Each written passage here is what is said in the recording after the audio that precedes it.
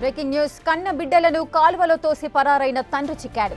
కోనసీమ జిల్లా రామచంద్రాపురం పోలీసులు అదుపులోకి తీసుకున్నారు. ఉదయం యానం బ్రిడ్జిపై అతడి స్కూటీని గుర్తించారు. నదిలో దూకి చనిపోయాడని భావించి గజ ఈతగాళ్లతో గాలించారు. అయినా అతడి ఆచూకీ లభించలేదు. పోలీసులను తప్పుదోవ పట్టించేందుకే బ్రిడ్జిపై బండి వదిలేసి పారిపోయాడని భావించారు. ప్రత్యేక బృందాలతో గాలించగా బంధువుల ఇంట్లో తలదాచుకున్నట్లు గుర్తించారు. అతన్ని అదుపులోకి తీసుకుని ప్రశ్నిస్తున్నారు.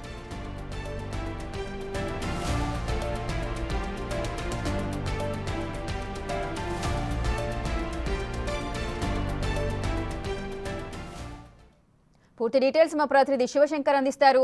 శివశంకర్, తన బిడ్డలనే కాల్వలోకి తోసి పరారైన ఆ తండ్రి దొరికినట్టుగా సమాచారం అందుతోంది. ఆయనకు సంబంధించిన పూర్తి డీటెయిల్స్ ఏంటి?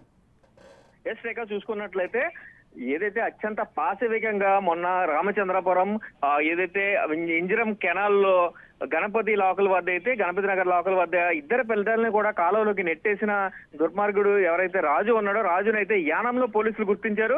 యానం బాలయోగి వారధి దగ్గర అతను తీసుకెళ్లిన బైక్ ని అయితే గుర్తించారు. ఫస్ట్ గా అయితే ఉదయం నుంచి కూడా ఏదైనా తన కాలువలోకి దూకాడా లేకపోతే గోదావరిలో కానీ సముద్రంలో కానీ వెళ్ళిపోయాడు అనే నేపథ్యంలో అక్కడ 4 బృందాలుగా ఏర్పడి అక్కడ ప్రయత్నాలు చేశారు. అదేవిధంగా చూసుకున్నట్లయితే అక్కడ ఎక్కడా కూడా మృతదేహం అనేది లభ్యం కాకపోవడంతో పోలీసులు మరో కోణంలో ఎంక్వైరీ చేశారు. అసలు బండి ఇక్కడ వదిలేసి ఇక్కడ నుంచి ఎక్కడికైనా పరారయ్యాడన్న నేపథ్యంలో కూడా ఎంక్వైరీ స్టార్ట్ చేశారు. ఆ ఎంక్వైరీ స్టార్ట్ చేసిన తర్వాత పూర్తిగా సీసీ కెమెరాల ఆధారంగా ఆ బైక్ దగ్గర నుంచి ఎక్కడికి వెళ్ళాడు అనేది రివర్స్ లో ఫాలో అయ్యారు. రివర్స్ లో ఫాలో అయిన అనంతరం కూడా అతన్ని ఒక తెలిసిన వాళ్ళ ఇంట్లో ఉన్నట్టుగా గుర్తించారు. అక్కడి నుంచి పోలీసులు అదుపులోకి తీసుకున్నట్టుగా కూడా మనకి సమాచారం అందుతుంది. అయితే రేపు ఉదయం డిఎస్పీ రామచంద్రపురం డిఎస్పీ దీనికి సంబంధించి పూర్తి స్థాయి ఇన్ఫర్మేషన్ అయితే ఇవ్వనున్నారు.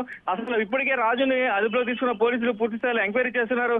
కేవలం పిల్లల్ని మాత్రమే ఎందుకు కాలంలో విసిరాడు, అక్కడి నుంచి అతను ఎక్కడికి పరారయ్యాడు, ఆర్థిక ఇబ్బందుల నేపథ్యంలో పిల్లల్ని ఎందుకు చంపాల్సి వచ్చింది అనే కోణంలో పూర్తి స్థాయి ఎంక్వైరీ జరుగుతుంది. దీనికి సంబంధించి పూర్తి డీటెయిల్స్ అయితే రేపొద్దున్న రామచంద్రపురం డిఎస్పీ అయితే 10 గంటల ప్రెస్ మీట్ లో అయితే రిలీజ్ చేయనున్నారు Rekha. Right, thank you Shivshankar, thanks for the details.